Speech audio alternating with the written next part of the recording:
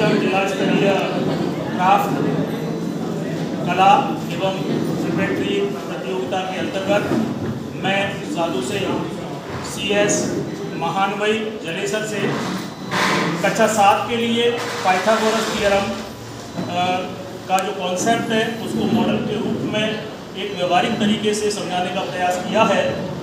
जैसा कि आप और हम सभी जानते हैं कि एक महत्वपूर्ण प्रमेय है और पाइथागोरस थ्योरम एक समकोण त्रिभुज के लिए, तो ऐसा त्रिभुज जिसमें एक कोण समकोण हो उसमें 90 अंश के सामने वाली भुजा सबसे बड़ी होती है और उसे हम कर्ण कहते हैं। एक जो सबसे नीचे या इनमें से किसी को भी आप लंब और आधार कह सकते हैं, लेकिन सामान्यतः इसे आधार और जो खड़ी भुजा होती है उसे हम लंब कहते हैं।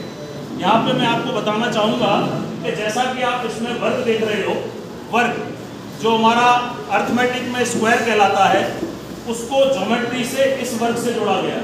वर्ग मतलब स्क्वायर, ज्योमेट्री का स्क्वायर और अर्थमेटिक का ये जो पावर होती है वर्ग। तो सबसे पहले यहाँ समझने की जरूरत है कि जो हमारा अर्थमेटिक का स्क्वायर होता है वो ज्योमेट्री में एक वर्ग स्क्वायर को निरूपित करता है।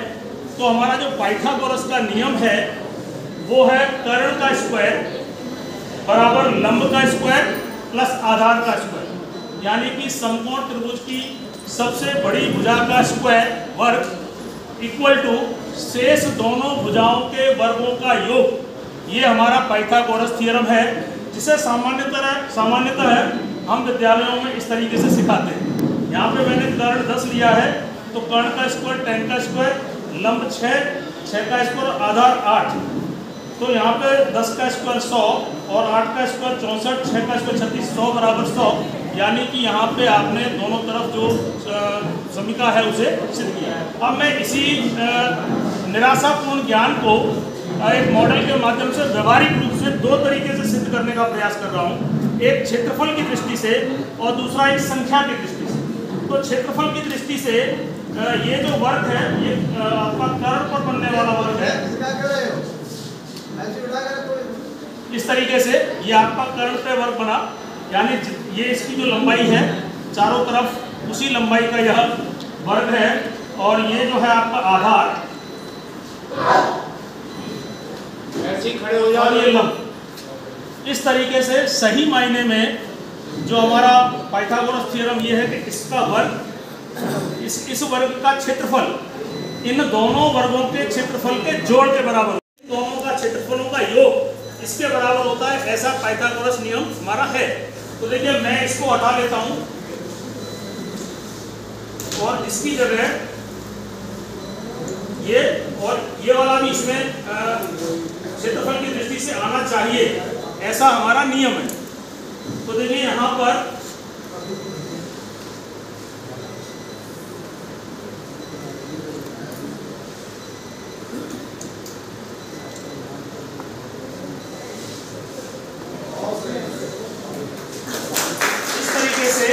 ये दोनों मैंने निकाल के इसमें फिट किया, तो इन दोनों का क्षेत्रफलों का जोड़ योग इस क्षेत्रफल के बराबर होता है, ऐसा हमारा पाइथागोरस नियम है।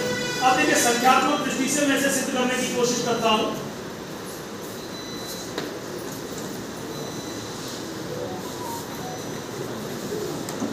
अब देखिए संख्या की दृष्टि से,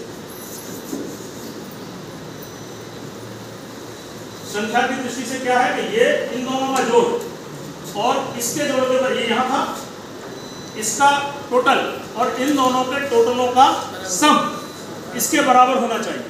तो आइए इसे गिनते हैं हम पहले। 1 2 3 4 5 6 7 8, 1 2 3 4 5 6 7 8, 8 × 8 64 तो ये हो गए। अब देखिए इसे गिनते हैं हम, 1 2 3 4 5 6, 1 2 3 4 5 6, 6 × 6 36, 36 + 64 100 हो गया। अब मैं इसे लेता हूँ 1 2 3 4 5 6 7 8 9 10, 1 2 3 4 5 6 7 8 9 10, 10 × 10 100। तो संख्यात्मक दृष्टि से ये 100 और ये भी 100, और क्षेत्रफल की दृष्टि से भी दोनों तरीके से इस नियम को हम सत्यापित कर सकते हैं। बहुत बहुत धन्यवाद।